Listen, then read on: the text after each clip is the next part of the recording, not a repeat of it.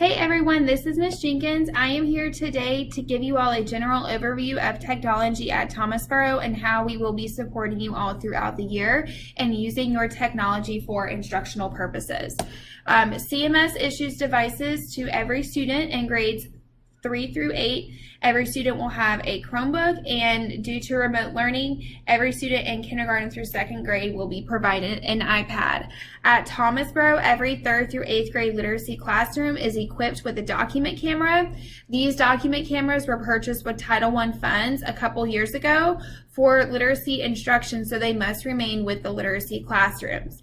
Every classroom in the building also has a smartboard or Promethean board. The only classrooms that do not have smartboards are the mobile classrooms. And then, of course, every staff member has a CMS issued device. And as long as you remain within CMS, the device is yours to use. However, if you leave the district or you resign from teaching, the device must be returned to the district.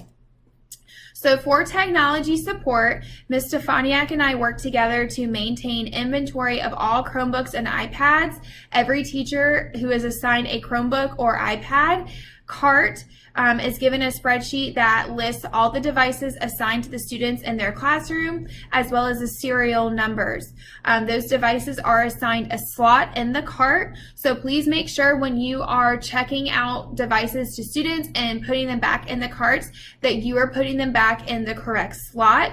This really helps us when we go into the classrooms to conduct inventory, because we know that 31A should be in slot 31A. So please do your best to keep your cart organized and to put devices in the correct slot so that when we come in to conduct inventory, we're able to do it quickly and locate any devices that are missing.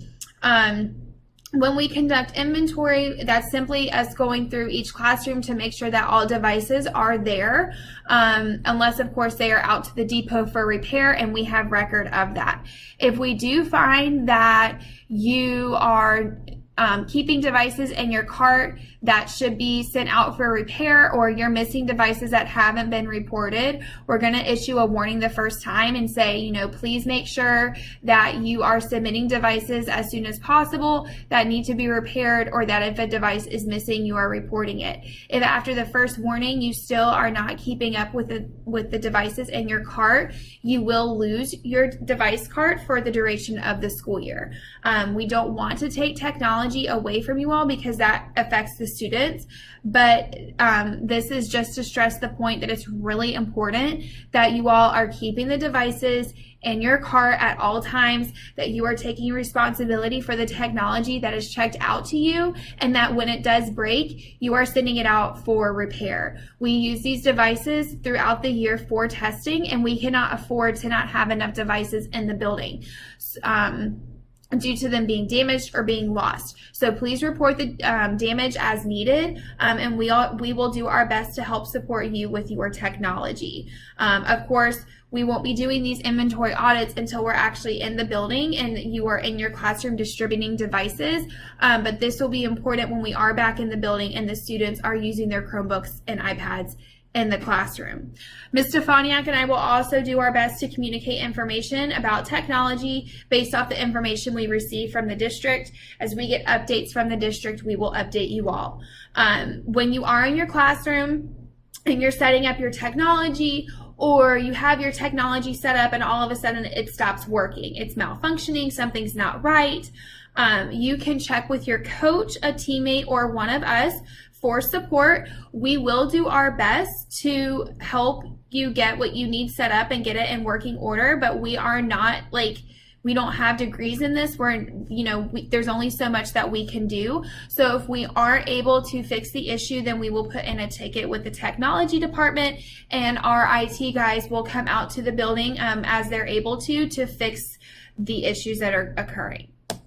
Sharewell tickets. Ms. Stefaniak uploaded a tutorial on how to submit a Sharewell ticket, but I want to stress the point that it is your responsibility as a teacher to submit a Sharewell ticket if your CMS device is not working, or you find out that one of your students' devices is not working, they're at home learning remotely, and all of a sudden something breaks. Now, you're only going to know about that if they report it to you, but when you do find out that a student's device is in need of repair, you must submit the Sharewell ticket.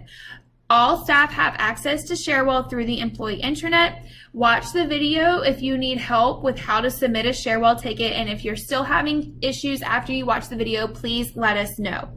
A device that is in need of repair, for example, the keys are breaking off, the sound or video is not working, or the screen is black or blue, those are things that you would submit a Sharewell ticket for. Or of course, if there's an issue with the iPad, or you need an app added to the iPad. Those are all reasons for submitting a Sharewell ticket. If you're not sure if a ticket needs to be submitted, let us know and we can help you with that as well. So once you submit the Sharewell ticket, when we're actually back in the building, it is your responsibility to print out the ticket and attach it to the device and then hand it to Ms. Stefaniak or I. The directions for printing are on this slide, but you must make sure that you're printing from your Google Chrome browser and that you change the layout to landscape. You are printing the actual ticket. You are not printing the confirmation page that your ticket was submitted. You are printing the actual ticket that has all the information required when submitting a ticket for device repair. If your ticket is not inputted correctly, or you print out the wrong format or the wrong version of the ticket, it's going to be returned to you and you're going to be asked to do it again. So please make sure you print those out correctly. And this is an example of a completed Sharewell ticket from the portal, which again, Ms. Stefaniak goes into more detail in her video when she shows you step by step how to complete a Sharewell ticket. So to create the Sharewell ticket, again, you're going to create it by logging into the CMS intranet. You can log into the intranet from a personal owned device, but it works best to do it from your CMS computer, and just make sure that you're entering all the required information, because it will not allow you to go to the next step unless you've inputted all the required information.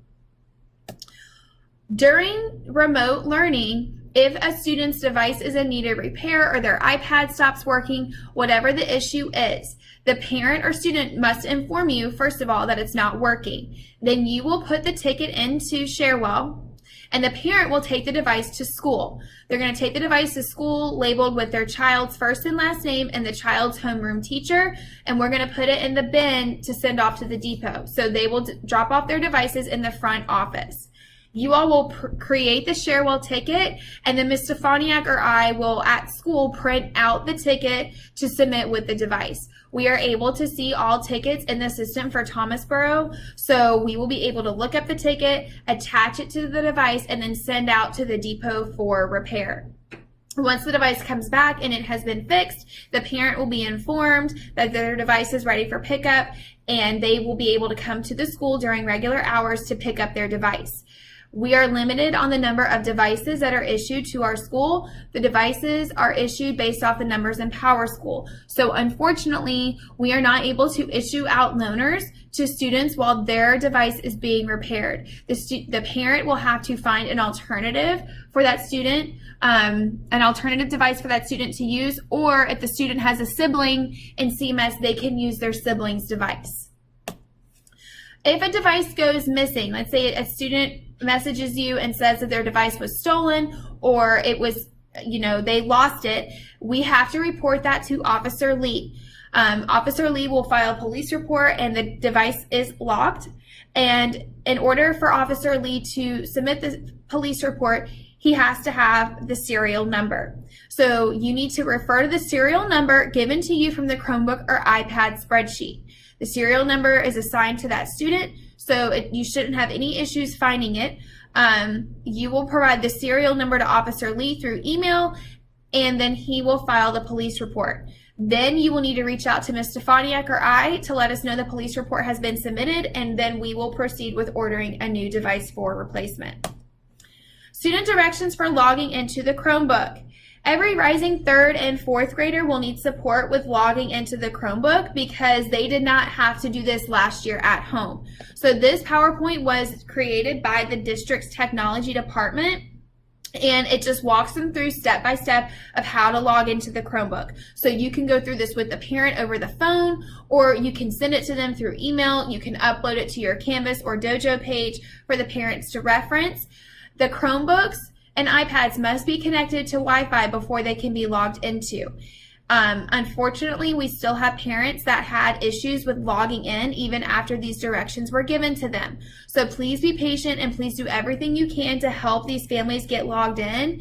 If you're not able to get them logged in and they're still having issues, please refer them to Ms. Stefaniak or I. But you all are the first point of contact for these parents, so we are asking that you use these resources provided to you to help the parents, because it's a lot easier for a teacher to help 20 or 25 of their students versus 2 people help 600 students across the school. So please use these resources accordingly, and if you have any questions, once you've exhausted all of your resources, then reach out to us. Okay, so last but not least, getting into passwords. This is just a table that breaks down the student passwords from all the way from kindergarten through 12th grade. You will really need to reference the NC EdCloud section and the section for the Chromebook and Google Classroom features, the Google apps. This is from last school year, so if this information changes or we receive an update, we will get that to you all. We usually don't get this information until the end of August, but once we receive it, you will receive it as well. So be on the lookout for that. And I will also update it in this PowerPoint so that it's there for you to reference throughout the year. On the subject of passwords, the district has developed a Google Password Reset tool, and you can embed this tool into your Google Chrome browser. It's just a little button that once you click on this link for a Google Password Reset tool, it puts it right there directly into your Google Chrome browser. You will enter your 5-digit CMS issued ID along with the student ID, and you will hit search. The student information comes up and their password is automatically reset. It literally takes about 5 seconds. So it's super easy and simple to use. I cannot show you this from my personal device because this can only be done from a CMS device. But I have verified the links. They do work, but it is restricted to CMS domains only. So when you go through this PowerPoint, you can click on this link and add it to your browser to reset the student's Google password. If the password reset does not work, you reset it, the parent is still having issues, then I would put in a Sharewell ticket. But do this first before submitting a Sharewell ticket. I think the district created this because they were receiving so many requests for Google Password Reset that it was just easier for them to create a way for the teachers to do it themselves. So use this tool. If you have any issues with it or it's not working or you can't figure it out, please let me know, because I used this multiple times last year and I will be happy to help you in using it. You can also reset a student's NC EdCloud password from NC EdCloud. You will log into your NC EdCloud, and on your Rapid Identity screen, you will click Profiles on the left and then the tab for My Students. You will put a check mark in the box beside the student that needs to have the password reset and click Change Password. Set the password that meets criteria. So the password could be the student's ID number, it could be their date of birth, it could be the CMS X plus their graduation year. Do not make it a super easy password to figure out, but you need to go ahead, you can change their NC EdCloud password and then click Submit. If after resetting the student's password, they still have issues with logging in, then I would submit a Sharewell ticket. But this seemed to help with a lot of password issues last year. So again, the directions are right here, and they can also be found on the CMS intranet. So I know that was a lot of information to go through in a short amount of time. However, if you have any questions or you need follow-up support, please email Ms. Stefaniak or myself. There is a technology page in your Back to School Thomasboro Canvas course. So you can reference this PowerPoint with all of the links directly from that page. And also be sure to look at the CMS intranet and the help guides there, as well as resources and PD that is provided from the technology department. We are not sure if the technology department is going to continue to offer drive up support for staff throughout the school year, or if that's going to change. So once we find out information on that, we will be sure to let you know and keep you updated as needed. Thank you all for tuning in, and again, be sure to check out the video on creating Cherwell tickets. Thank you. Bye.